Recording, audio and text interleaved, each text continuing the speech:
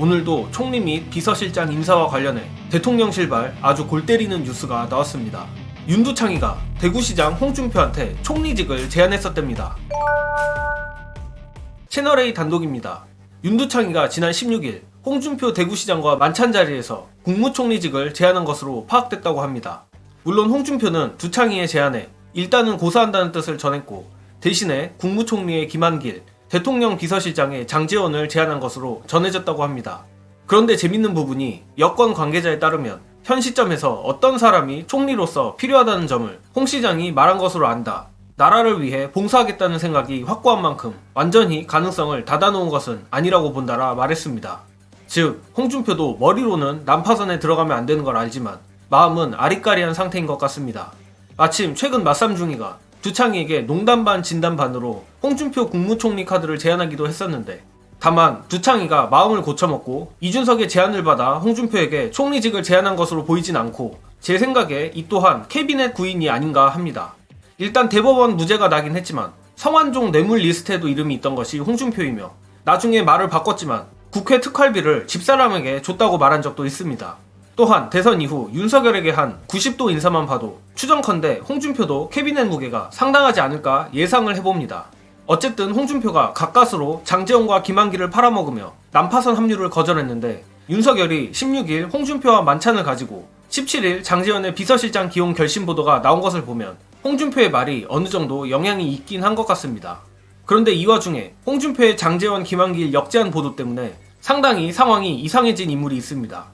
이 부분은 영상 보시고 이어가겠습니다. 처음에 장제원, 김한길 라인이 나왔다가 갑자기 박영선, 양정철로 갔고, 또 최근에는 홍준표 시장 입을 통해 가지고 또 다시 장제원, 김한길이 나왔거든요. 맞습니다. 이 도돌이표 같은데, 저는 박영선 쪽에 대한 것은 간보기가 아니라 오히려 장제원, 김한길로 가기 위한 하나의 징검다리다. 박영선, 양정철을 던지면서 그래, 이 정도면 우리 그냥 장제원, 김한길을 받는 게 더 나을 수도 있어 라는 식의 좀 충격요법이지 않을까 라는 좀 시각도. 그래서 징검다리다. 박영선은 그렇게 말씀하셨는데, 만약에 징검다리로 가면 박영선 가만히 안 있습니다 지금. 네. 그러니까 박영선 전 장관은 굉장히 지금 설레가지고 설레요, 지금. 잠도 못 자고 지금 페이스북에 일기 비슷하게 예. 본인의 심경을 쭉 써놓은 건데, 아니 저는 뭐 박영선 카드도 검토는 했다고는 보지만은 진짜 이거 임명했다가는 문석열 되는 거거든요. 그래서 저는 날라가요? 네, 그래서 저는 오히려 징검다리로 한번 쓰면서 전 오히려 그 장제원, 김한길 라인 쪽으로 좀 갈 수 있지 않을까. 정말 박영선이란 인물도 참 투명한 것 같습니다. 김부겸 전 총리가 총리 물망에 올랐다는 보도에 대해 불쾌하다는 반응을 내비친 것과 너무나도 대비되는 모습입니다. 처음엔 아무리 자리가 탐나도 머리란 게 있으니 설마 저걸 받을까 싶었는데, 박영선의 애매한 반응을 보니 머리가 없을 수도 있겠구나 하는 생각도 듭니다.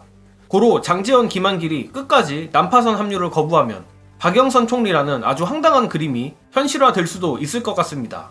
다만 총리든 대통령실 비서실장이든 누구를 앉히든 간에 결국 헬렐레 총리, 헬렐레 비서실장을 앉힐 것은 뻔해 보이는데, 오늘자 조중동이 사설로 폭격한 비선 논란 때문입니다.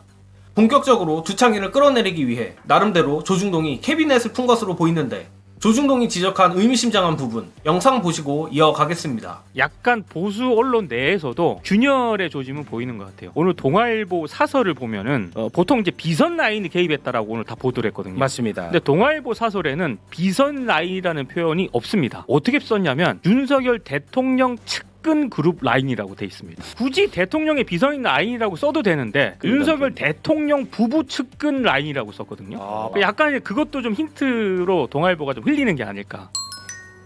인정하긴 싫지만 여전히 조중동의 영향력이 막강한 만큼 현재 대통령실 내 비선 논란건이 상당히 커질 것 같습니다. 오히려 최상병 수사 외압건이 덮일 지경인데, 사안 하나하나가 전부 탄핵까지 다이렉트로 연결되는 것들이라 민주당은 절대 저들의 문개기, 특히 헬렐레 총리 같은 눈속임에 속으면 안 될 것입니다. 마무리하자면 지금 돌아가는 꼬라지를 보니 기어이 장제원이 용산으로부터 강제노동을 하게 될 것 같은데, 역시 국회의 인준을 받아야 하는 총리는 상당 기간 공석일 것 같고, 어쩌면 한덕수가 역대 최장수 총리가 될 기세입니다. 또 반복하지만 민주당이 절대 어설프게 협치한다며 헬렐레 인사들에 넘어가줄 생각하지 말고 정권 심판이라는 총선 민심을 받들어 강하게 투쟁하길 바랍니다. 이번 영상은 여기까지 하겠습니다. 시청해주신 여러분 감사합니다.